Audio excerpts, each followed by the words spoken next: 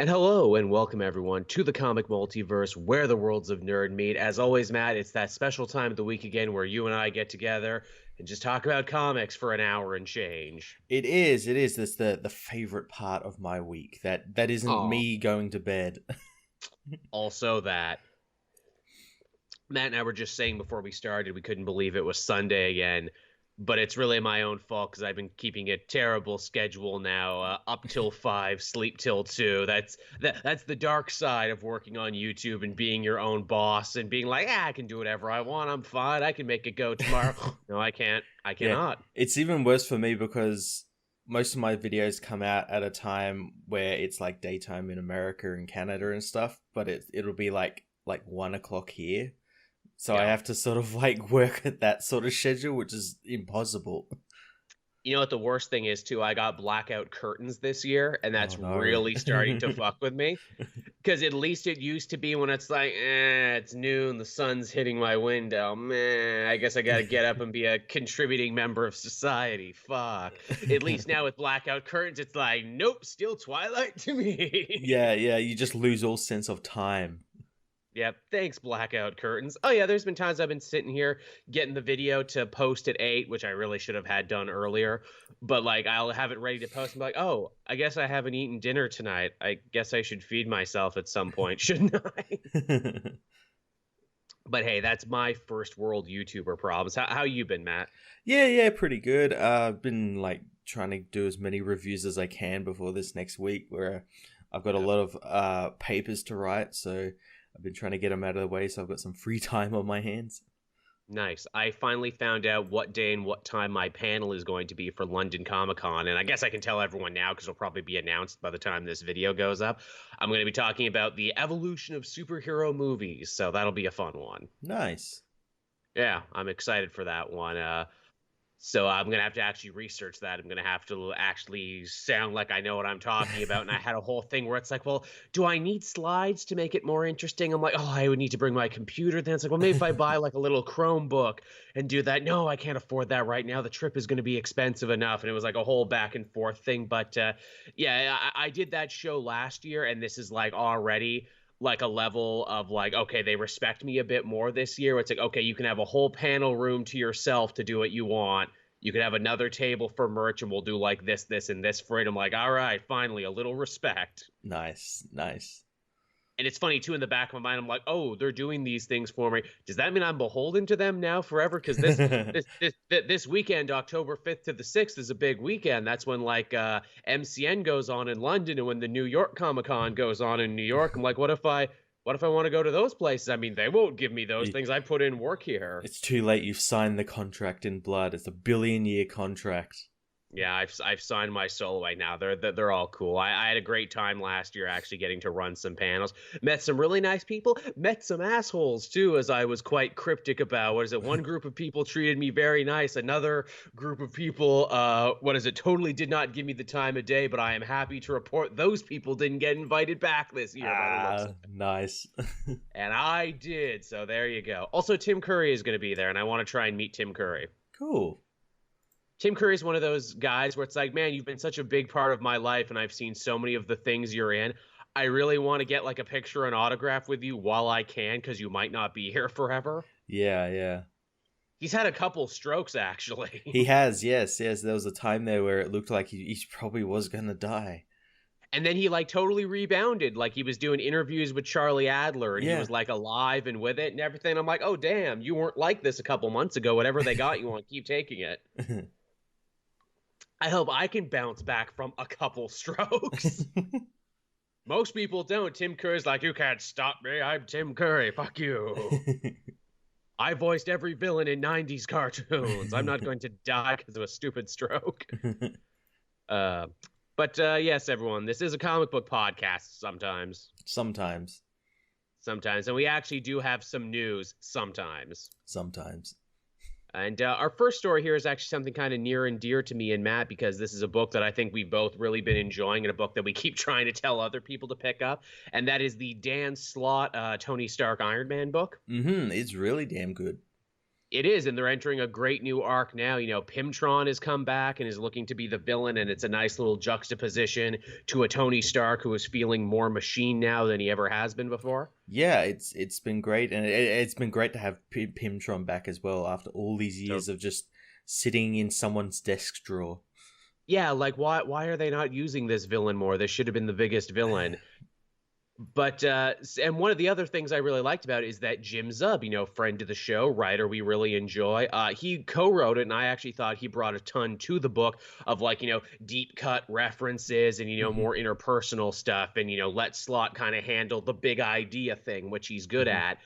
But now, surprisingly, both Jim Zub and the artist are going to be off the book coming the next issue. Yeah, that really sucks. There is a reason. I think Jim Zub said, like, something on his bucket list came up that he could not do. So I didn't hear that part. So he jumped at the chance to do that, and that would mean he needed to shutter some projects like Tony Stark, Iron Man.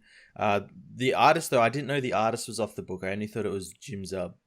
Yeah, it's the artist and Jim Zub off the book. I wonder, it's probably something sword and sorcery related. Maybe he got a really good D&D deal or something, because he's been doing a lot of those.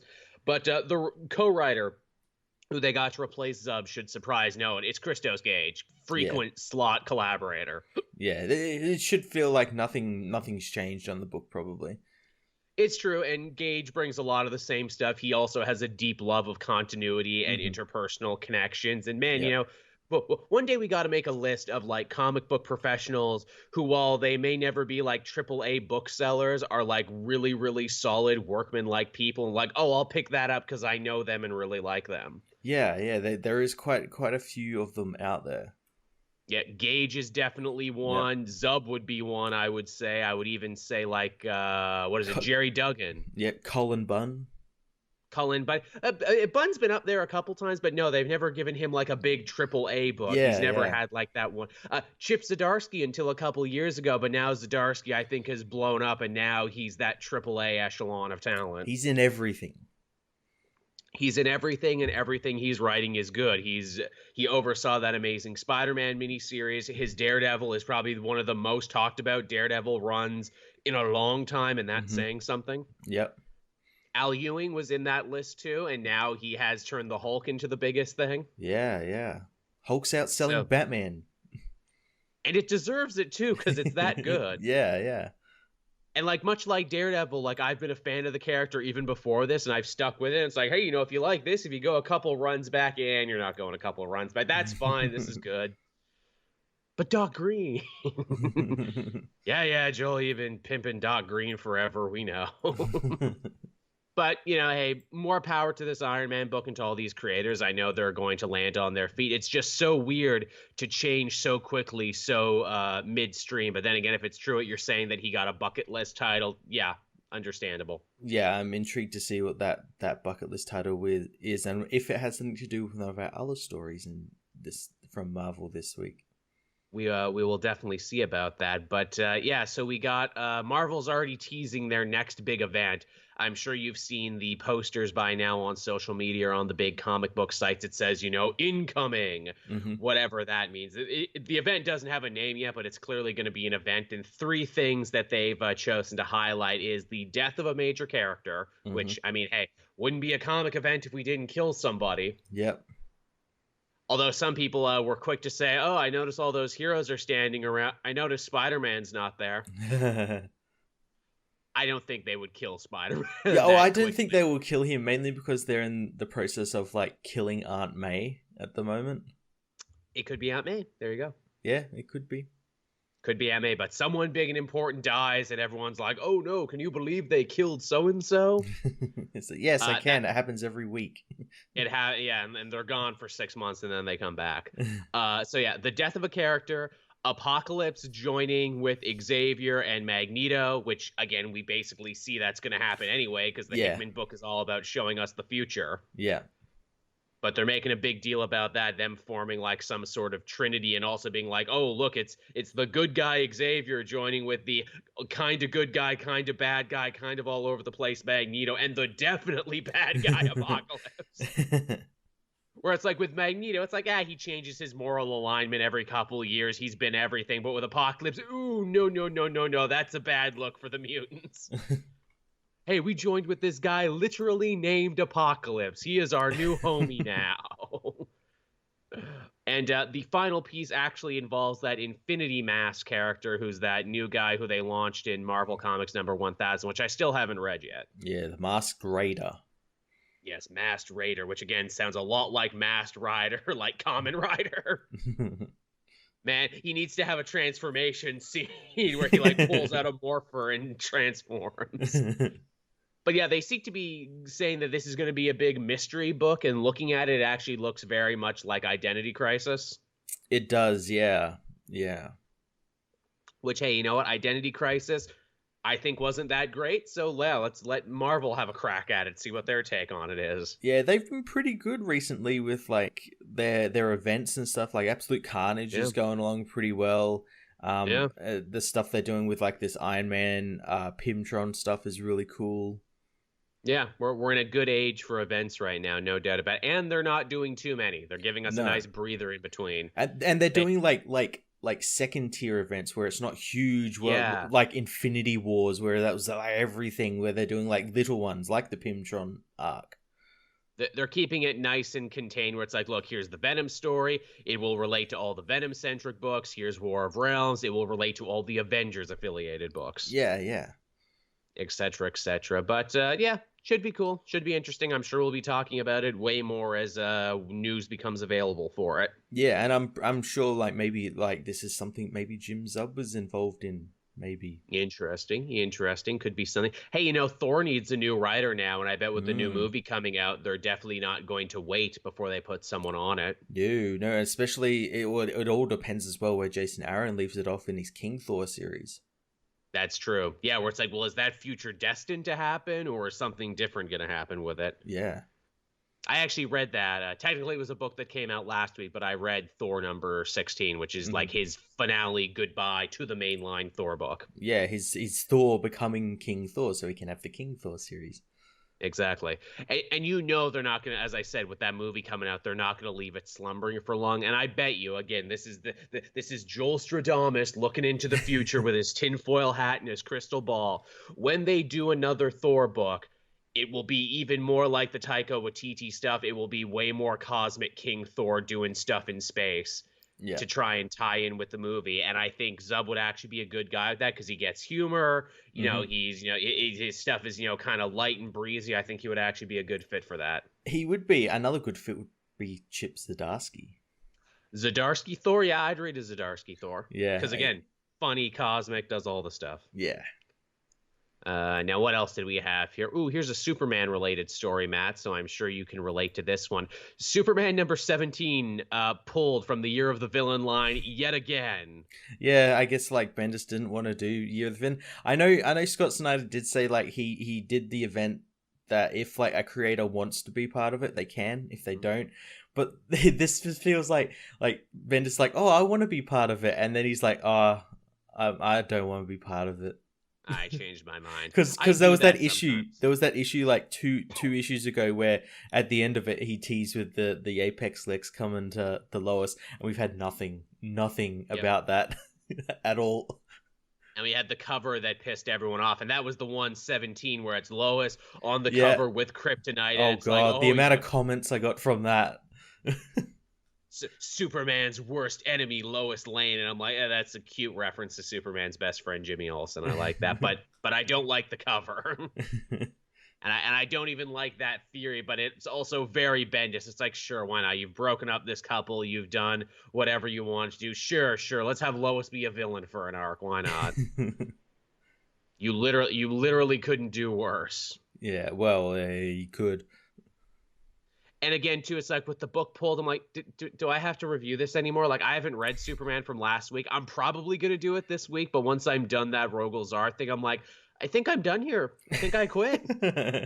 This seems like the beginning of the end of his run on Superman. Like shit like this doesn't usually happen with something that like a writer cares about or like like has in time invested into it, whereas like now he's got the legions and all that shit, so he's probably like, I'll play with the Legion, someone else can fucking have Superman, which is good. And please. Please, it is. And it's also too where it's like, look, we're paying you more than anyone else in the comic industry right now, and you've had us twice now have to recall these books, which I'm sure is a massive loss to them. Oh yeah. Not only that, like the books that they are recalling, they're having to destroy basically, or having retailers destroy. So that's like lost stock basically. That also costs a lot of money. Where it's like, yeah, this would be bad if I was the writer on this. Yeah. So. Yeah, maybe this is like the sign that like, oh, maybe his run is coming to an end. We say that, but who knows? Yeah. Maybe I'll read Up in the Sky instead, or any of those other Superman books that are apparently better. I'll talk about Up in the Sky later on. Oh, right on. Yeah, that's right. The 3rd issue came out this week, which again made me wonder. I'm like, well, fuck, maybe I should have been reading these. Wait, hey, when does Superman versus the Klan come out? That comes out soon, doesn't it? I have no idea. I thought it was going to be out by now. Yeah, I keep seeing artwork for it. I'm like, that looks cool. I want to read that. Yeah, I'm not really too sure. Yeah, I guess we'll see. Our next piece of news here involves the ever-growing Sony Disney Spider-Man debacle, and I think debacle is fair at this point. Oh, I think it is. One of the higher ups in Sony, I don't know if he was like a president or like what his job title was, but he basically said in no uncertain terms, the door is closed for MCU Spider-Man for the foreseeable future. Yeah, and he was sure to lay all the blame on Kevin Feige's feet. Naturally. The guy because somehow he's stretched thin with, we didn't want to give him too much work. I'm like, motherfucker, this guy's been doing it for like 12 years. Yes, the guy whose whole job is to oversee these massive shared universes and has done so only to success and money. This would be too much for him. Yeah, this one character, that they've already planned movies for would be too much for him. What petty bullshit, like what power player Hollywood insider bullshit is that? It's like, you don't get it, and it's Feige's fault. The door is closed. Did you see that channel that does how it should have ended, those like fun little animated videos? Mm-hmm. They did one for this Sony Spider-Man debacle, and basically they just showed the end of Spider-Man Homecoming with Happy and May saying it's like, oh, we're not really going to be in a relationship anymore. But they put Sony and Disney heads on top of them, and the conversation they have is very close to the actual thing. Well, I just thought we were going to be, together for the future. Well, summer fling, for us, Sony is just all we're. Boy, I just thought we could grow together as people, interconnected. It's like, seeing other people. And I'm like, it's fucked up how well that fits. It is. And it's strangely, like, weird how like, the last movie he was in is called Far From Home, and you see, like Tom Holland says, like, being in the MCU is like being at home, and it's like, oh, you're far from home at the moment now. So much of that movie ended up being way more prophetic than I'm sure they hoped it would have been. Oh god, has it ever? And the weirdest thing as well about this whole thing is the people coming out to defend Sony for the sheer fact that it's against Disney. Naturally. Like, because Disney's evil, and Disney's completely wrong in this situation, even though they're, not. Disney's an evil conglomerate, evil corporation. Yeah, what do you think Sony is? Yes, Sony is no better. They're both evil corporations. Like, can you not just, like, look, you can have your opinion of where you think the character would be better, but there are no saints in this situation. There are no good guys and heroes here. It's like taking a side in your favorite gang drive-by. Is what it basically. It's like, no, they were both in the wrong, though. It's just one guy ended up with holes and the other guy didn't. Oh, well. Another interesting piece of news here, and I didn't think we'd be reporting this one for a while. Jonah Hex is set to return for the big CW Crisis crossover. Yeah, that's pretty cool. Everyone's getting involved with this.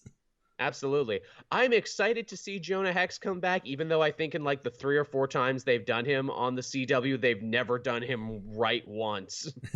Well, that might change because they did him in that weird time where in Legends, where like Legends was still trying to figure out like, are we like funny? Can we do serious? Like what are we? Now they're like full like comic book schlock stuff now. So They're a pure comedy. Maybe we might get. I'd like to see like the Jonah Hex we got in the recent Super Sons, where he's like a robot that's being used in space, and he's got like space gats and stuff. That would be fun. I just want, and again, I don't know if they changed this. I think they might have changed this in his last appearance, but I could be wrong. That they changed his clearly a Confederate uniform to something else. Like they made the color shade darker, so it wasn't gray and it was like brown. And I'm like, oh, that's a shame, because on a comedy like Legends of Tomorrow, they really should have had one character come out and say, hey, why are we trusting the man in the Confederate uniform? Yeah. It feels like they didn't want to go there for fear of like pissing someone off or something. What offending the South? Oh yeah, I'm sure. That again, do you actually believe them when they say the South will come again? But yeah, so that's a thing. Glad he's there. Glad they're bringing back everyone. I guess if they're bringing Jonah Hex back, they got to bring back the Hawk people too. I imagine they might be, or they might. That's the cool thing about the Hawk people. You can basically say like get recast all of them and just say, oh yeah, it's Carter Hall from like the 1940s or something. I'm a reincarnation. There you go. Yeah, hopefully they do, because I really liked those Hawk people in that show. Their costumes were cool. I liked the woman more than the dude, because we barely got to spend any time with Hawkman. He was a bit of a dud every time we saw him. Yeah, he was just like a plot device, basically. He really, really was. And our last piece of news this week, I am actually surprised this wasn't a bigger deal than it was. I feel like this one got drowned on top of other news. But is DC Comics planning to unveil a Black Batman in the year 2020? Yeah, cool. Yeah. Potentially. And again, this is for comics, not movies. When I saw this, I'm like, oh, are they doing the Joker thing already? Or are they like, man, people love these big reimaginings of superhero things. Hey, let's do the Twilight guy Batman, but let's also cast Idris Elba as Batman in another Batman movie. I hope not. I hope they don't start doing that sort of stuff. If Joker makes money and it's already getting award buzz, and apparently it like won an award at the Venice Film Festival, don't be shocked if we start getting a Joker-esque movie every year now. Oh no, it's like a Joker movie, but like something's different about like this Joker fell over in the poopy. This Joker wore too much makeup and his face got scarred, and random shit like that. And this Joker's porridge was too hot, and this Joker was just right. But no, apparently this is a comic thing that they've got coming for 2020. Again, this was like an entertainment website that broke this news, so it didn't say like, well, is it an Elseworld? Is it a Black Label? Is this going to be a brand new character we've never met before? Or is this going to be one of those situations where like Batman has to go away for some reason, and so he like deputizes like Black Lightning or Duke or Luke Fox or someone to take up the mantle for him while he's away? Yeah, it'll be really interesting. We obviously know that like something like this wouldn't stick around for very long, because Doomsday Clock shows Batman back as Batman. But really, Doomsday Clock, I think they've stopped giving a shit about if any of that connects anymore. Well, they have said, like all the writers have said that they have, like Doomsday Clock is their end game. Like it is in the future of DC, because it's said a year in advance. I'll believe it when I see it. We got one more issue, so I guess we'll see. Again, we'll talk about that when we get to it. But yeah, Black Batman should be cool. There's a lot of interesting ways they could take with this. And also, too, I can tell this news story where me and Matt are just like, yeah, that's all right. But I know somewhere else on the internet, someone is pulling out their hair and going crazy right now. And in my mind, I'm like, oh, I'm going to have to deal with you in the comment section 2020, aren't I? Yeah, writing like 10 videos a day about how that goes against everything about Batman. Yes. Even though we've technically had them before, Absolutely. I'm sure they'll say, I'm not racist, but okay, everything you say after that, I can stop listening to you. I can stop listening when you say that. That's the universal symbol for you can stop listening to me. But yeah, all right. That's that news, everyone. And that's basically everything that happened this week that was worth talking about. Kind of a quiet week, all things considered. It was, yeah. Now it's the point of the show where we talk about where we read this week, and where would you like to start, Matt? Let's start with House of X issue 4. Sure, this is the big fallout of the raid on Orchis base, and it goes great for everyone, and everyone is happy all the time, and they go for lemonade afterwards. Yeah, I was right. I guessed that he was going to kill off these X-Men, and he did, and it still Boy, shocked me. yeah, I know, right? Boy, did he kill him. And they're not gonna stay dead because we've No, seen no. the whole Krakoa pod people thing. But even still, they treat it like it's real, and they Yeah. treat like clearly the characters don't know they're going to be resurrected, and that's where the actual drama comes in. Yeah, I said in my review, like, we know they're pod people, and I'm wondering if, like, the X-Men actually know they're pod people, whether it's like Xavier doing like some sinister shit where he, like, when they're born, he like fucks with their mind to think that like they are the real Wolverine and Cyclops and all of that, and that leads to maybe like some trouble later on. Oh yeah. I've read some interesting theories there where it's like, look, the X-Men died in that uncanny thing, but Xavier was able to like capture their mental essence the same way he survived as a mental essence after his body was destroyed by Cyclops, and he's Mhm. just cloning them endlessly, like photocopying them using the bio shit from Krakoa. This way he has like an endless army. Yeah, I could see that happening, and that be like the Sinister thing, and the X-Men probably go against him or something. They're like, wait, what? How many times have we died? 600. Yeah, Who's even counting? maybe somehow this is like all tied to Moira's power. Right, the ability. Well, maybe that's what inspired him. Where it's like, yeah, what if we did have ultimate do-overs? That'd be Yeah, great. yeah. We should do that. We should totally concoct a reason to get ultimate do-overs. You kept calling it Sinister too. That was another theory I heard, where Xavier takes off the helmet and, oh fuck, he's got Mr. Sinister's diamond in his head. Yeah, whoa, fuck. That's why. That's why we don't see Mr. Sinister in the future and only read about him in the appendixes. Yeah. Those appendixes this week, holy shit. Like, so like Wanda Maximoff was like the second highest KD ratio of mutants. She killed like 900,000 of them. Yeah. And they call her human as well.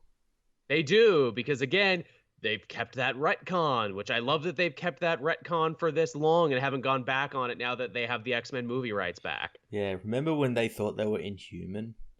We thought they were Inhuman for a bit, and then that never... Some people still think that's the case, but no, they never, ever pulled the trigger on that. They teased it, but they never pulled the trigger. They went back to the old retcon where, like, the High Evolutionary was involved. Yeah. In their creation, which actually, yeah, hey, when are we going to see... What happened to Quicksilver? Is Quicksilver alive or dead, or is he still running around in the not Speed Force? We haven't seen him in forever. He had that, like, Speed Force series, and then, like, yeah, that's it. I have no idea. Yeah, it'd be interesting to see him come back now. Yeah. I mean, I'm sure he will. I'm sure by the end of this, we'll see all the major mutant players come back. Oh, yeah, definitely.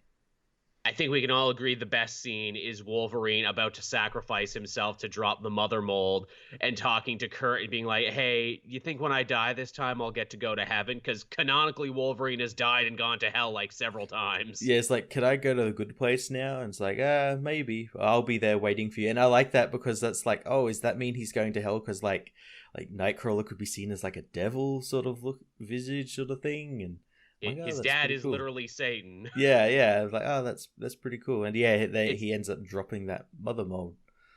It is like a beautiful friendship thing where it's like, wherever you go, Wolverine, just open your eyes and I'll be there for him. Like, oh, that's like the sweetest, most friendship thing ever. And then Wolverine does a badass thing where he gets burnt by the sun. And he's had that happen before, so he might not be dead actually.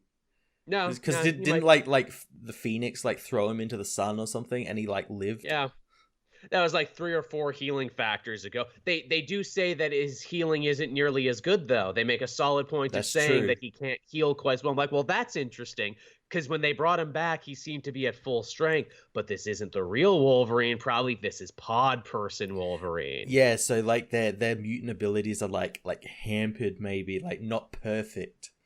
Like because he doesn't even have those like flame claws either. No, they never use the hot claws, do they? No.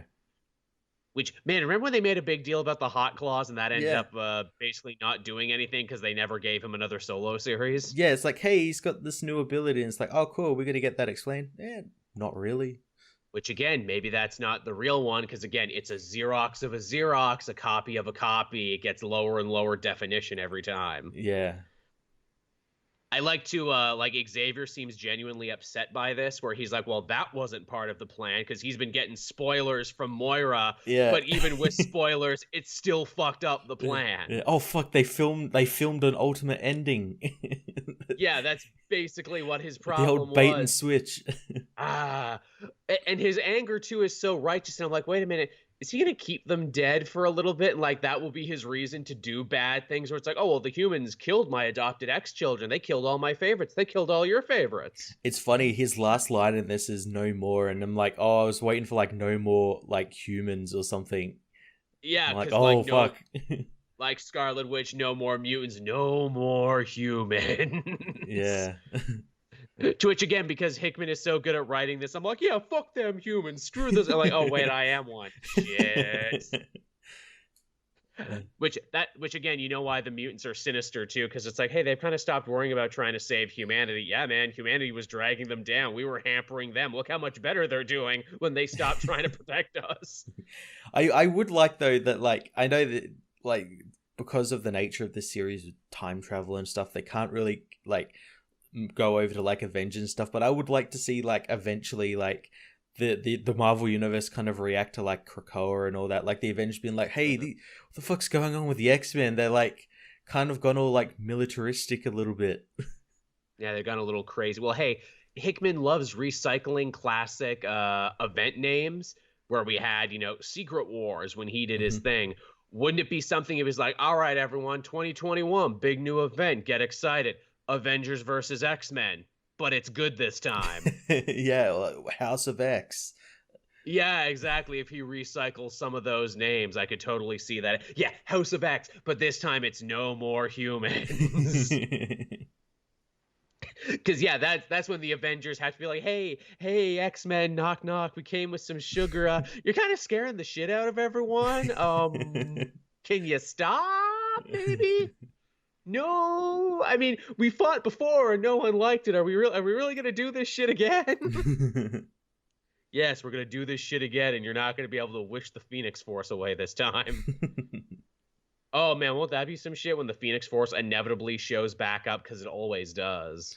Yeah, it'll be interesting to see what, like, it'll be really cool though if it's like it comes back, because it's like on a cycle, it comes back and hasn't realized that like all these pod people, and just be like, oh, that gene is not the right gene, I'm gonna fuck off now.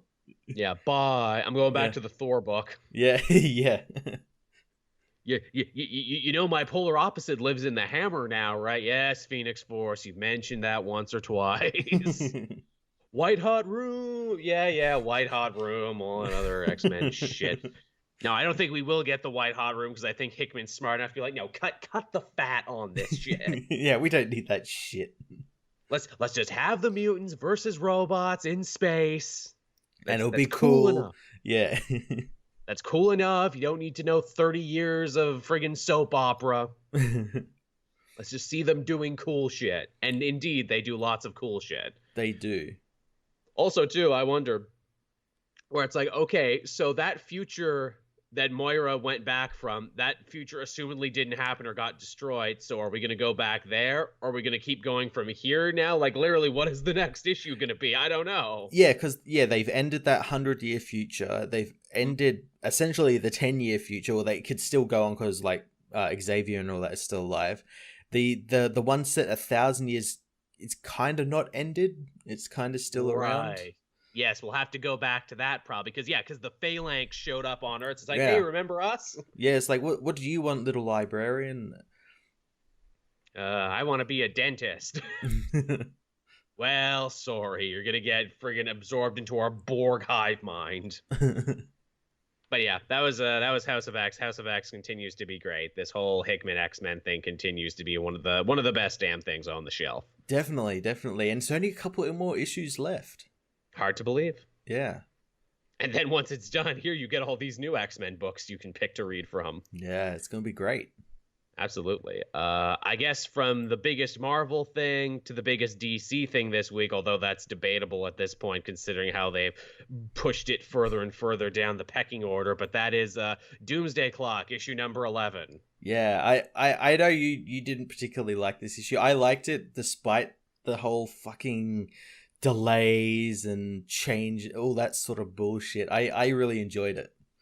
The thing that broke my back about it, because I didn't hate it, I certainly didn't like it as much as I have. I actually really liked the last two, the one with like Dr. Manhattan and all those other ones. The thing that kind of killed this for me, and the thing that made me think, oh, this is going to end disappointing, is the way that they just start jettisoning side plots where it's like, hey, Saturn Girl, remember how you were really important in DC Rebirth and really important in issue 1 of this series? Well, now Ozymandias is just going to talk you out of existing. Bye. And hey, remember Marionette's baby? How that was really important in the beginning of this series? And like, oh, well, who's the baby going to be? Like, oh, well, is moving universes? Is that going to affect the pregnancy? Oh, is the baby one of the 3 Jokers? Nah, it's not anything. Nah, the baby was literally not anything. It was literally like a placebo to get Dr. Manhattan to like not kill her. Yeah, and it's like, was this ever going to be anything? Maybe, but we got 1 issue left, so fuck it, this is what it is now. You want to see fucking Superman fight a naked blue man? I mean, I guess that's kind of all you've got going for you left in this, but even your new Rorschach just kind of ran the fuck away. Oh, he's gone like completely insane and doesn't want to be Rorschach anymore. Which is fitting and probably a good character arc for him. And like, as well, like it means that Jeff Johns understands Rorschach and that Rorschach was a terrible fucking person. And that even as much as you think the costume is cool, there shouldn't be a new Rorschach. There shouldn't even have been a first Rorschach. No, he's a terrible, terrible person. And I'm glad... a worse person to emulate as well. Yeah, it shows that like you emulate him, you basically go insane. Pretty much. And I mean, the rest of the comic is basically just, again, trying to build up what we've been reading all issue long.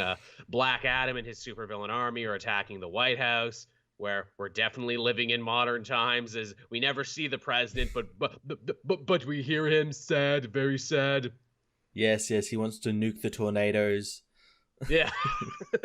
Look, what if we just nuke the Dr. Manhattan? Would that work? Look here. Let me draw in the lines of the Dr. Manhattan. That's like breaking the law. You literally can't do. No, I'm doing it anyway. There we go. Now it's all fine now. President never gets named. No. Never see him. But we know. Yeah, you got that. You got Batman like almost being arrested by the cops, or he was arrested. It kind of like he stopped those nukes from being set off, and then got like surrounded by like National Guardsmen who invaded Gotham because of what the fuck's going on in Gotham. And we never see Batman again, so is he like under arrest? He's in one page. Well, maybe that's where Black Batman comes in. Batman has to go to jail because he literally fought the American government to stop them from launching nukes. Hey, speaking of that, like that'd be cool if like Reggie becomes involved in that. Like, give him something to do after this whole series, because he's a pretty like interesting character. He got like fucked over by Ozymandias and like all this sort of stuff, and like leaving him on this earth gives him kind of like a new beginnings. And the first person he saw was Batman. Yeah, Alfred really likes him, and Alfred is trying to help him because Alfred is a good person and feels bad about everything Reggie has suffered. Reggie is bad. That's interesting. From Rorschach to Batman. I don't think they'll do it because I think they want to flip off Jeff Johns a little more. Yeah. But actually, I like that idea a lot, actually, Matt. Yeah, it'd be really cool, and it'd give them something to do. Like what the fuck's Duke doing now? Outsiders. Yeah, I guess. No one really remember when Duke was big. It was meant to be big. Yeah. Saddest thing about Duke is that that's a Scott Snyder creation, and he just abandoned that creation. He's like, well, I tried. Yeah, I'm not even gonna use this character anymore, and no one else is going to use them either. Yeah, like at least James Tynion, when he invents characters, he's like, no, these are my projects. They're gonna keep coming back in things. But Snyder just washes his hands completely, like, sorry, Duke, I tried. Everyone loves this Batman who laughs, though. Yeah, he's going to get 20 miniseries. Yeah, but not you. Sorry, Duke. But yeah, so we got that. We got Lex Luthor showing up basically to explain the entire plot to Lois Lane and by extension us. I like this classic Lex Luthor where he thinks this is all about him. Naturally.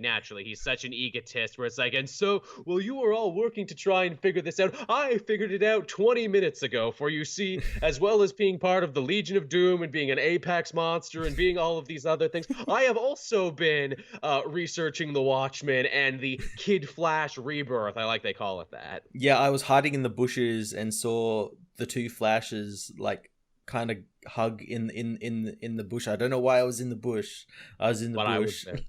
like literally, that's the sort of retcon where, like, if any other writer had done that but Jeff Johns, I'd be like, go fuck yourself. But Jeff Johns did it, and I'm sure Jeff Johns was like, look, I had a whole bigger story about why this happened, but delays and rewrites, so Luthor was in the bush. He was there all along. He saw the whole thing, and then he picked up a flash drive and a film reel that told him who the Watchmen were, and I'm like, that's so fucking lazy, but all right. Whatever you say, man, I feel bad for you. Yeah, he's got, like, all the photos, and it's like, these are all from different parts of time, so Dr. Manhattan is fucking with things and stuff. Just by existing. And it's like, do you have a plan to stop any of this, Lex? Nope, not at all. Yeah, I am not going to stop this at all. Nope, I am far too fascinated by this. And Lois, who is mainly there just to ask questions that the reader would ask at this point, where it's like, wait, what? Come again? Carver Coleman, what?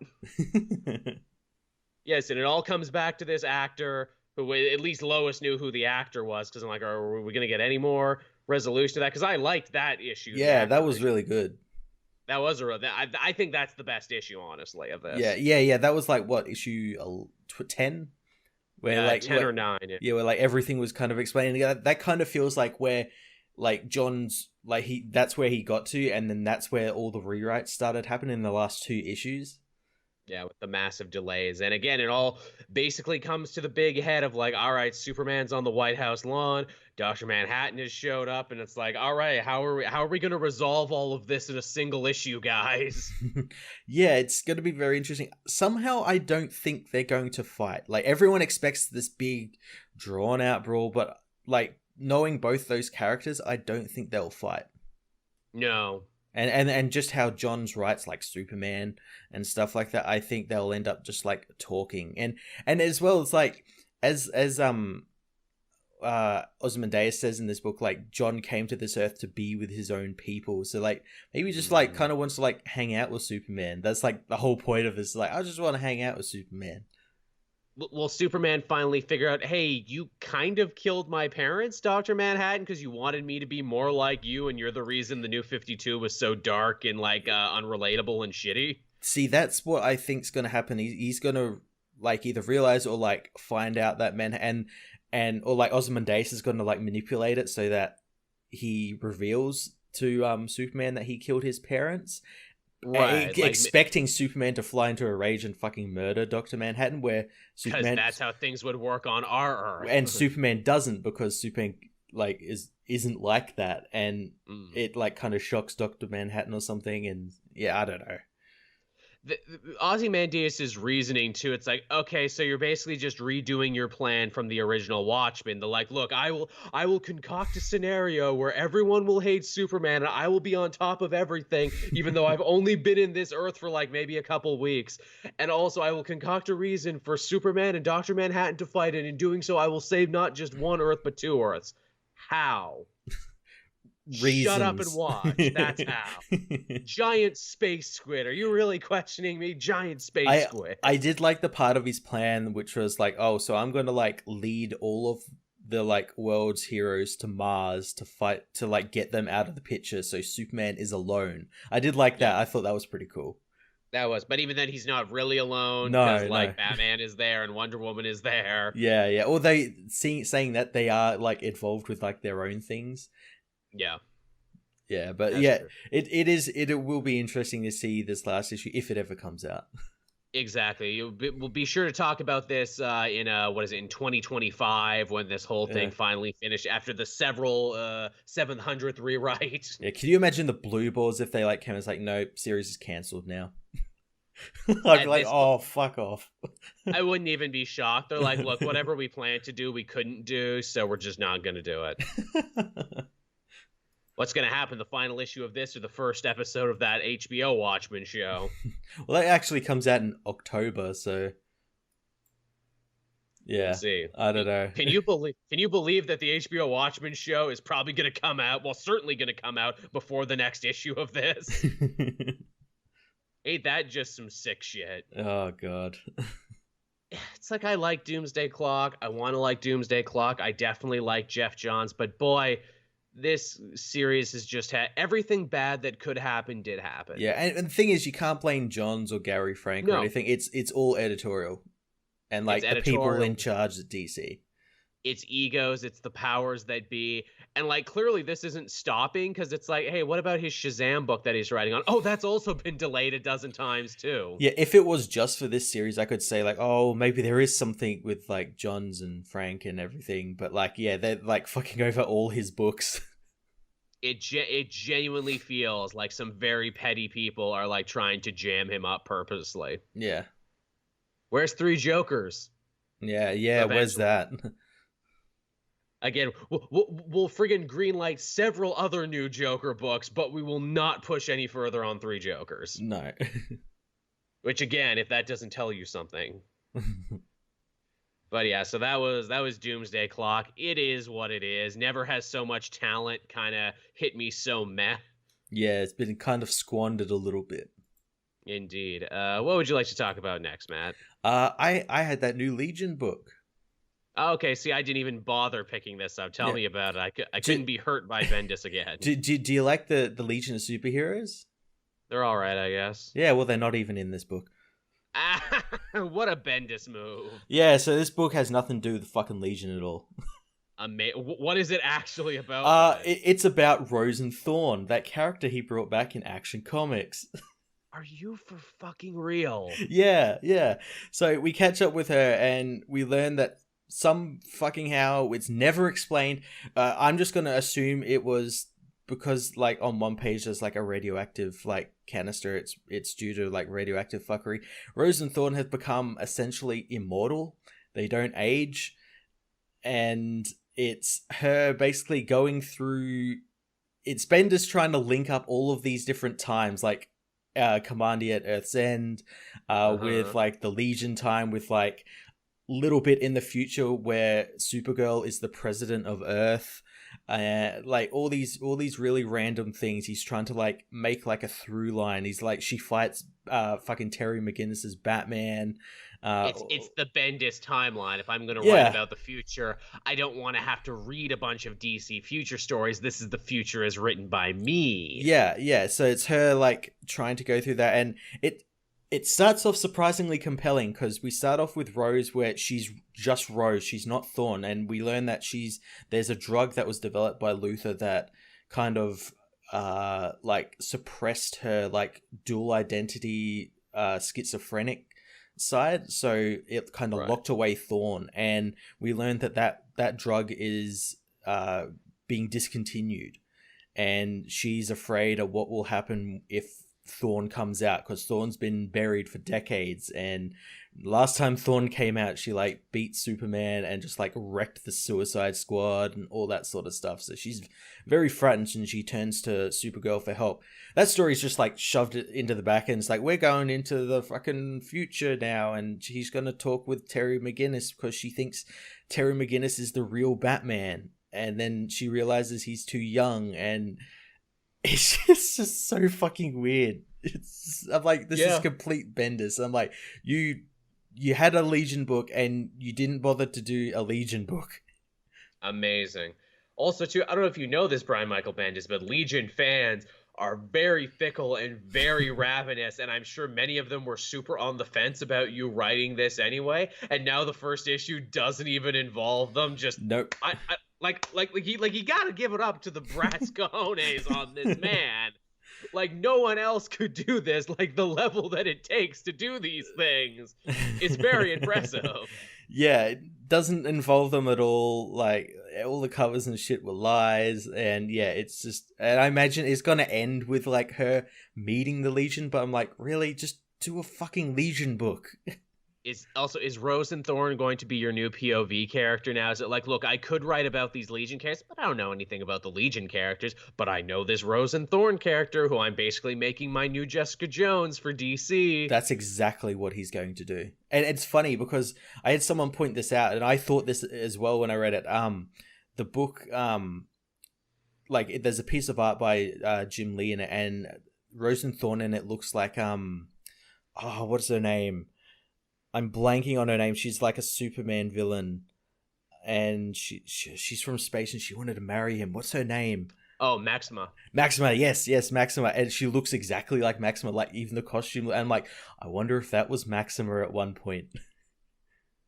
Maybe, but they're like, you can't use Maxima because she's kind of been on TV right now, so we don't want to mess with her continuity too much. Yeah, because she looked exactly like Maxima, and I'm like, oh, they changed it. They changed it.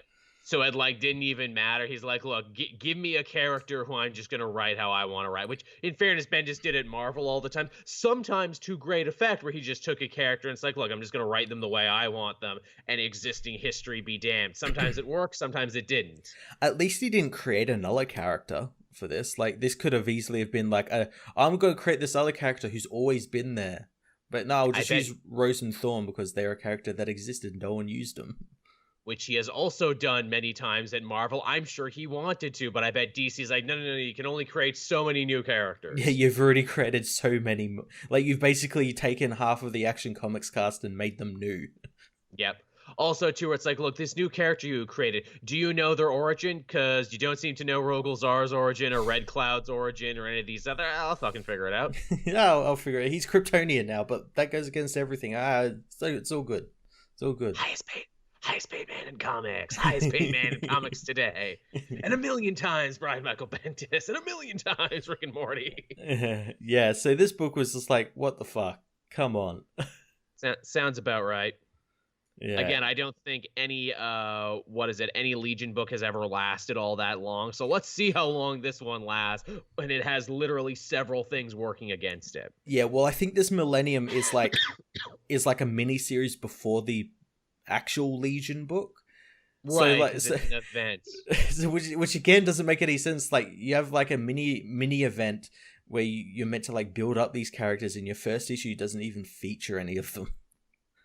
It worked for Man of Steel, didn't it? It really didn't. It really didn't. Yeah, so I'm glad I missed that one. I feel content that I skipped that one. Literally, if I opened it up and saw it was about Rose and Thorn, I'd be like, "Fuck off!" Yeah, I was really confused. I'm like, okay, so she's gonna be interacting with the Legion later on in this book, right? It's like, oh no, she's just gonna like travel and like complain about being young but being old and wanting people to talk to.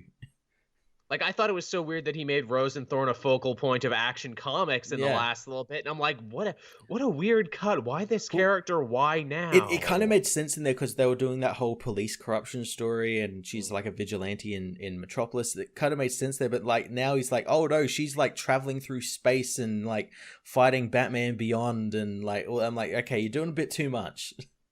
Bendis is a writer. It's like, yeah, but that's the hair I had up my ass that morning. I was in a Rose and Thorn headspace, and once I start writing, I don't stop. I'm like Stephen King. Yeah, she's the focal point of the DC universe now. Can I write Rose and Thorn now? I don't want to write Superman anymore. Yeah. Look, if we get Rose and Thorn working, then we get everything working. She's a funnier character than we've had before. All right, enough about that jibber jabber. What else did I have this week to clean the palate? I had Immortal Hulk issue number 23. Ooh, tell me about this. This is funny because, like, if I were to tell you what would happen, it would take maybe only 3 seconds. Hulk and his friends go to Shadow Base, fight General Fortin, the end. But, like, what actually happened in the internal monologue, that's where the real story took place. Okay. It's actually all told from Jacqueline McGee's point of view, and we actually get to, like, find out the day she first met the Hulk as a kid. Oh, interesting. And, like, how he came crashing through her house while fighting a bad guy, and it, like, really messed up her dad. He had anxiety for the rest of his life. He died of a heart attack, and, like, this one instance of meeting the Hulk completely ruined this girl's life and destroyed her family. Mm-hmm. And it's really messed up. And she's like, I had this idea of the Hulk in my mind of like this angry child just lashing out the world and not being smart enough to understand it. Mm-hmm. And she says she thought of that way forever until she actually met this Hulk, the immortal Hulk. And she's like, well, the truth is more terrifying than I ever could imagine. He's not an angry child lashing out at the world with too much power. He's an evil genius who knows exactly what he's doing and still lashes out at the world anyway. Oh my God, we are so fucked. That's great. It is wonderful. And then she like teams up with Rick Jones too, because it's like, okay, well, he fights the general. You guys should probably bust out all the other Gamma experiments in here. Mm-hmm. And she's like, Rick Jones scares the shit out of me because he's basically a ghoul from Fallout now. He's an irradiated skeleton monster. Mm-hmm. Okay. But he still speaks in the gee golly geez golden age of comics tone. Oh no. And it's like, there's just something horribly off-putting out her. And Rick finds the doctor who like tortured him and brought him back to life and everything, Dr. McGowan. And you think like, oh, he's going to murder this doctor, isn't he? No, actually. She's like, okay, I was wrong about the Hulk and I was also wrong about Rick Jones. Monsters come in many forms. Don't judge a book by its cover. Was basically the moral of that. And oh man, Hulk gets the most savage line in on General Thornton when he's like, motherfucker, you think you can stand up against me? You're a dollar store General Ross and a dime store Blonsky. Fuck off. Oh, that's awesome. And I'm like, oh, he's so right. And Thornton knows he's right and he hates it. And then he spits acid on his face, and that's the end of the issue. Oh, nice. Man, that book is good. It sounds so damn good. It really is. And it's like, this is only the beginning, because it's like we've seen weird glimpses to the future where like the Hulk literally meets God. Oh God. Jeez. Or the one above all. And I'm like, well, yeah, that makes sense, because if Hell and the Devil was interested in Hulk's immortality, naturally the other side would be interested too. Yeah. Hulk, holy roller. Hey Hulk, how would you like to smash for God? Make him like some weird Azrael thing. Or no, Hulk goes to heaven and punches the one above all. Because Hulk is also like a weird eco-crusader now. Where he's like, yes, I want to smash the world and destroy humanity because they can't be trusted with Earth. If I kill them all, maybe the planet will have a chance.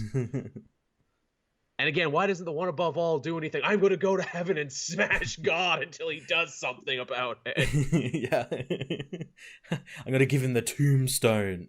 Oh, yeah. Oh, Hulk off the top rope with the one above all. Oh, he's broken in half. By God, he's broken in half. Which is just so wonderfully insane comics. So it's like, yeah, the Hulk's the strongest he is. Of course he beats up deities. He becomes God of War. He goes to other pantheons and beats up other deities. Yeah. Oh, he's got Krishna in the camel clutch. Oh, he's tapping out Buddha. Buddha's tapping out. But yeah, Immortal Hulk is great. What more can I say? Awesome. What else did you have? Oh, I had Justice League issue 31. As did I. This was the last new comic I read this week, and then everything else was just me catching up on shit. Yeah, this was an awesome comic. Yeah, this was a lot of fun. They're really getting a lot of mileage out of the tiered time travel storyline. We got the Trinity and Earth's End, and we got Flash and Green Lantern back in like the 1930s meeting the Justice Society. Yeah. And all while that's going on, we've got obviously like the Justice League back in like present time, trying to like chaos is reigning, and they need to figure out how to get back to the other league. So they get the World Forger and Monitor to build like a ship. Why does God need a StarCraft? They need the ship to travel to the edge of space to find their brother Anti-Monitor, which is where Apex, Lex, and Perpetua are heading as well. Because again, Lex has all the cheat codes. He knows what everyone's doing.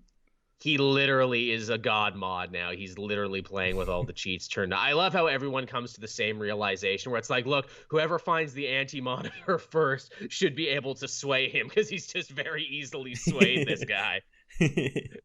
Whoever makes the best argument to him and whoever promises him the best stuff. Yeah. Whoever comes with pizza rolls and Mountain Dew Literally, he's the moody child of Perpetua. Yeah, offer him like a lollipop. Is you can stay up till late tonight. No bedtimes. Just hanging out at the edge of the universe. Oh, my fucking mom sucks, and humanity sucks, and my brothers suck, and everything. I can't even destroy the universe when I want to anymore because I've done it too many times.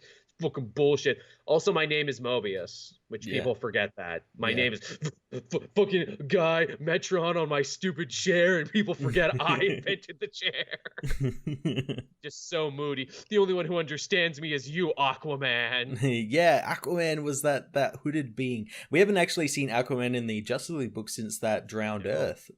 No, we haven't, which what a way to play the long game, actually, DC. Credit where credit is due for actually working on continuity. You spin Aquaman into a new book where he's away from everyone else, loses his memory, eventually gets it back, and when he does, boom, comes back into Justice League with a much bigger part now. Yeah, he's basically the anti-Monitor's herald in a way. Yeah, I like that. Yeah, and he's seen what happens to the world with this whole like Doom War and all that sort of stuff. So he's like, fuck all that shit. I'm teaming with the Anti-Monitor. Maybe we'll do something new. Yeah, because the way he puts it is like, look, whoever finds me first, the world is still fucked. It doesn't matter. Yeah. Like, the only way that you could like even kind of keep things on an even keel is if you protect me so I can keep doing nothing. Yeah. And Aquaman's like, I guess. I got nothing better to do.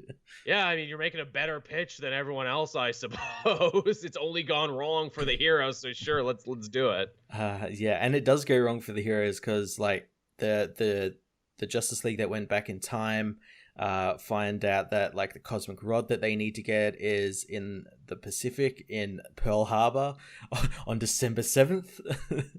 I loved that reveal where it's like, well, yeah, I put it on a military base in Hawaii. We'll just go get it because we're 1930s heroes and we can do what we want. Okay, cool, let's go there.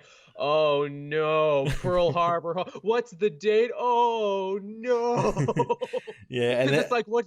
It's like, what do? Do you say, guys, something's gonna happen? Or do you be like, no, we can't do that because that'll, like, ruin history. But, oh, my God, we're heroes. What if we don't stop Pearl Harbor? I like that Flash is like, the Legion really wouldn't mess with time that much, would they? And it's like, oh, they would. Then we literally see Sinestro and Cheetah and Gorilla Grodd in World War II Japanese fighters. And I'm like, this is hilarious and awesome and a great image where it's like, yes, and we, the Legion of Doom, actually caused Pearl Harbor. That's like a cover that you'd see from like the early like 50s, like the Legion of Doom are behind the Pearl Harbor attacks. That's like some shit from Ancient Aliens that they're like, and if you look at this black and white photo and expand a little bit, there's Sinestro of the Yellow Lantern Corps. Yep, right there. There's a psychic monkey. Yep, they did it. That was the ones behind. It's like, dude, you're so fucking crazy. No, I was right. Yeah, and so they've got to deal with that next issue, and on top of that, the Legion in the future, they find out that like Brainiac has bottled pieces of hypertime in his ship, and he's like searching them for the totality. Like Convergence, I'm surprised no one brings that up, that bottling pieces of hypertime, basically other continuities. I'm like, dude, he did this in Convergence. Don't you remember? No one remembers that. No one remembers. Yeah, Telos, the brand new hip character Telos. Yeah, technically it was Telos. I imagine somewhere in discontinuity, Telos is like, I did it first. So they use like the little atom ship, which they used before in the series, a callback. Yes, callback. To travel through to another piece of the hypertime where the piece is, and they end up running into the Justice Legion A. Yeah, who are of course all Brainiac controlled. Yeah, that's so cool that they ran into that. I can't wait to see like Superman fight Superman 1,000,000, all those guys. Oh, it's gonna be so cool. It's so cool. It's great that Kamandi, who's not used to seeing humans, thinks that this is the greatest thing ever, seeing like the three greatest humans ever, Superman, Batman, and Wonder Woman. This is actually a really cool bit, and I have to imagine this was like Bendis actually being competent for a bit. So this is like him seeing like Superman for the first time and everything and all that.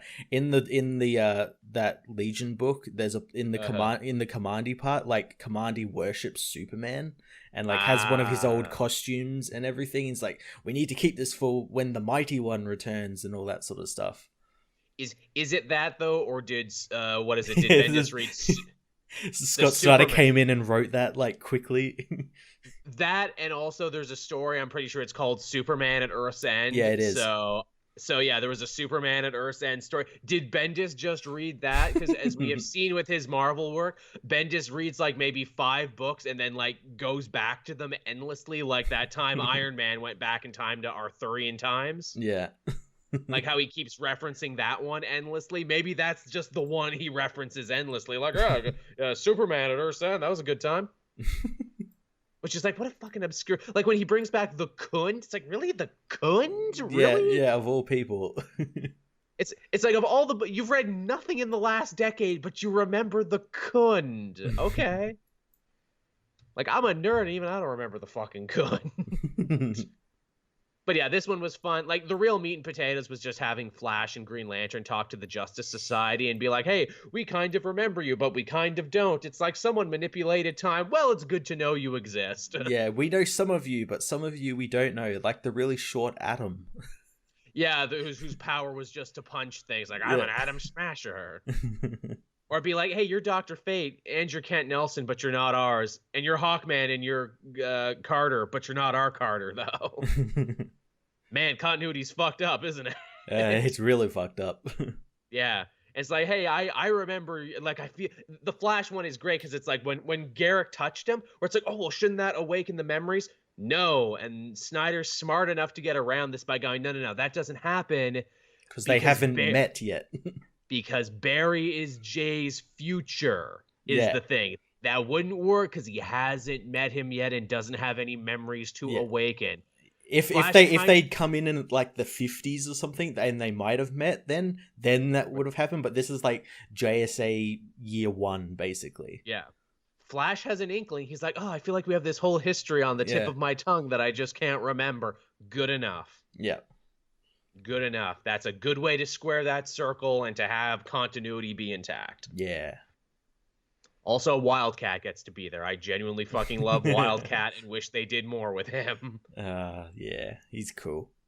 He is. So, yeah, that was everything new I read this week. Everything else was just catch up. What about you? Cool. I had a couple of newer books as well. All right, I'll let you do the newer ones then. Yeah, I had the Deceased tie-in, A Good Day to Die. Yeah, I picked this up. Didn't actually get a chance to cover it yet. How was it? There's story in this. People don't just stand around on a rooftop. Well, it's a one-shot, so they have to. So Mr. Miracle and Big Barda find out that Apocalypse has been destroyed, and they're relatively happy about that because Darkseid has been destroyed. So they end up that guy. they go back to Earth and learn about the whole virus stuff while Mr. Terrific has been studying it, and he realizes like, okay, if I want to find like the origin of this out and like what the whole deal of this is, I need to find someone who's been to Apocalypse. Oh, Big Barda and all that have just come back. I'll go to them and ask them to take me to Apocalypse. They obviously can't because Apocalypse has been fucking destroyed. So he's like, time for Plan B, which takes them to Liverpool, where they find John Constantine. Oh, shit. Constantine's just had to kill Chaz because Chaz got turned. Poor so they end up saving him. And they're like, look, science has failed us. Can we use magic to try and fix this? And John's like, fuck off. It's the end of the world. I'm going to the Oblivion Bar to get drunk. So he goes to the Oblivion Bar, gets drunk, and they're like, okay, Plan C. And this is the plan I didn't want to enact. So they go to Blue Beetle and Ted and Booster Gold and say, Booster, use your time travel device to go back in time and zombie time travel. Stop this. And he's like, okay then. The only thing stopping them is Wave Rider, who's for some reason doesn't want them time traveling. It's like, no, you can't time travel. Time is linear. Like, that's a very Wave Rider thing to do. He always enforces stupid rules. I got a lot of comments saying, why is Wave Rider now a person? He should be a ship. I'm like, no. Other way around. The Wave Rider in the show is a reference to the character. Yeah. So yeah, he doesn't want to stop. So John decides he's got to do something. So he ends up coming back, and it's great because of his magic, Wave Rider can't see his futures. So he uses that to sucker punch him. With you, Wave Rider. Yeah, and like gives the heroes time to like try and use the device, all while Big Barda and Mr. Miracle have been killed by the Horde outside. And they end up coming in. They end up killing Mr. Terrific, killing fucking Ted, and it's here. It's like, and then Wave Rider's like, "Oh fuck!" And because this ties into that last issue of the main series where that big explosion happened. Right. Apparently, Superman is still alive, and he apparently found a zombified Flash in the rubble of the city they were in, Keystone, and that's bad. So that means there's no future. So Booster just like snaps out of existence. That's a really good idea for a one shot, because that explains, hey, all these different avenues you think of stopping the zombie plague. Yeah, we already tried them and they already don't work. Yeah, they don't work. Yeah, so he gets snapped out of existence because there's no future anymore. It's kind of like that Saturn Girl thing where like he's still alive because he thinks there is a future. But the minute he realized that there isn't, he gets snapped out of existence. Oh no, I think therefore I am. At that moment, like Wave Rider gets like fucked up because John isn't too happy that like he's not doing anything, so he gets fucked up by the zombified Ted Cord. Zatanna and Dr. Fate arrive and is like, "We're here to save you, John, but we're not saving these heroes because that's not their fate." And John's like, "Bollocks, and fucking I'm not gonna go with you. I'm gonna go save the world because the world needs saving." Wow, only on the worst day in the universe does John Constantine nut up and become a hero. I like that. Yeah, and then that's where it ends. So whether we'll get like another book or whether this will like spin into the last couple of issues of the Deceased book, very intrigued because it's like cool set of characters and everything. Yeah, people who don't normally get the spotlight. I dig that too. I'll have to read that then. That sounds like something I would enjoy. Yeah, it was really cool. Yeah. Was that it for new books? I know this was kind of a light week, all things considered. I got one more. Okay, let's do this one more then. And then if this ends up a short show, it just ends up a short show. Yeah, it was Superman Up in the Sky, issue 3. Oh, yes, the Tom King book that we're actually enjoying. I'm enjoying it, but it has like oh my god, like the threads between the story of this kidnapped girl are like razor thin. Like because these were meant for Walmart comics. Yeah, and not only that, these feel like stories that he wanted to write and then realized like, oh, I could link these together kind of with like a page. He's jerry-rigging scenarios where these can go one after another. Yeah, so the first one is that big controversial story of Lois being killed all these times. Yes, this one. Wasn't as bad as like it was made out to be. So Superman he's waiting in basically what is an intergalactic call room. Like he's like the DMV. He's like sitting there waiting for like his call to be connected to Earth because he's calling Lois. He's got to talk to Lois. And while he's waiting there, he's thinking about all these times Lois is like he's not there and Lois has been killed by like Lex Luthor and Joker and a plane crash and all that sort of stuff. And I think like he'd think of it once and then be like, no, like don't need to think about that. Lois is like a very competent person. She would be able to get out of these situations herself. Yeah. All that sort of stuff. Classic Tom King. I am always afraid of death all the time. Yeah. Especially the women who represent my wife. That's what I was about to say. It's very, very weird against like women. Like constantly killing them. It's clear that Tom King very much loves his wife, and maybe because he lived the dangerous life of a CIA operative, he is constantly worried about his wife and women who represent his wife dying in horrible ways. And it bleeds into all of his work. It does. It really does. He ends up getting the call and like, yeah, I'm fine. And then Lois like fears for him as well. That's like the whole thing. And I'm like, oh yeah, we've seen that. It's nothing really new. But still, what a nice little human feel-good twist on that, which you don't get in his Batman and don't get in any of these other places. Yeah, it's human. They have conversations with each other, and it's human conversations, not like an alien. How is it in writing the alien he's more human than in writing Batman, who's supposed to be the human? Do you think that's like his thing? It's like I'm gonna make the alien sound human and the human sound alien because it's smart. I do think that, and like even in a Tom King Batman story I liked where it was them doing like a double date at the carnival, that was already what he was doing. Yeah, yeah. Where he's like, no, they're actually the opposite of how you think they are. Yeah, the second one, I kind of had to reread it twice because the second one just felt like another story, and it really is. Superman somehow ends up in World War II, and he ends up losing his memory entirely, and it ends up with Sergeant Rock saving him. And Sergeant Rock's like, who the fuck is this guy in this cape and shit? And it's like, what the fuck's going on? It's like, he doesn't realize, Superman doesn't remember who he is, but he knows he's from Kansas, so he starts being called Kansas by Sergeant Rock, and they end up getting in through like a fight and everything, and Superman ends up finding out who he is when like a grenade goes off against him. It like shocks his mind, and we find out that he fell through a wormhole or something, and it took him through time and ended up dumping him here. And it's just basically a story to get him and Sergeant Rock in the same room. So like so Tom King can have the issue where he goes, "Thank you for your service, soldiers," because that's literally how the book ends. Okay. See, that's hammy, but that's like the good kind of hammy I will accept from Superman. Yeah. It's a cool book. It's them like fighting against the Germans and that sort of stuff. It's cool, but yeah, it's very hammy and very loosely like tied to this whole like kidnapping story. And it's like, you got one more issue to like solve this kidnapping story, but you've basically just been doing like side stories this whole time. That's fine. At least he seems to be having fun. Yeah, he's doing like competent stories. You know what it is? Short, single issue, to the point. Yes, he can write like 2 short stories and like link them up later. And he can think about it for longer than a minute. Yep. Which I'm sure is nice. So there you go, everyone. Don't say we ever don't say nice things about Tom King. When he's on, he's on. What can you say? Yeah.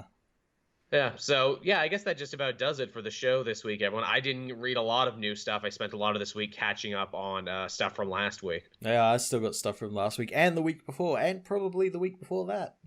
Huge week. Comics, too many of them. Yeah. But hey, we've been finding time to review indie stuff. That's cool. Yeah, that is really cool. That's nice. So, yeah, everyone, I guess thank you for watching and listening. Always very much appreciated. If you are a patron, you'll be getting this episode first before anyone else. Matt and I always try and upload this Sunday night, early Monday morning once we're done. Again, time disparity. Again, if you want to do that, you can become a patron for as little as $1 a month. Always appreciated. Be sure to follow Matt and myself on social media, Twitter, Facebook, what have you. All the links are down in the description, so you always know when a new episode is going live and when you can find the comic multiverse. Yes. Anything else to talk about, Matt? Anything to plug before we bring the show to an end? Not really. I think I'm going to be starting to probably within the next week or next week, I'll probably start doing some streaming. I'm in the middle of setting up, and then I'm going to put it out to what people want to see. I know there's that new game coming out called Greedfall, which I really kind of want to get into, which I probably shouldn't because I got so many fucking games going at the minute. Same. I know. I've been looking at it too. It looks really cool. Dude, an RPG set in colonial times. Hell yeah. I can wear a tri-corner hat and a puffy shirt. Yeah, I can use flintlocks. Yeah, I know, right? I'm like, dude, I'm totally going for a fucking blunderbuss build. Why wouldn't I? Oh, can you slay the dragon? Yes. Yeah, that one looks dope. Yeah, there's a lot of good games coming out in the next little bit. Tis the season for it. It is. So yeah, everyone. Yeah, I gotta get back to streaming too. It's hard to kick myself in the ass to do it. But yes, thank you everyone for coming out and watching. We hope you appreciate it. And again, we'll be back again next week. Same comic multiverse time, same comic multiverse place. Yes. Bye, everyone. Bye-bye.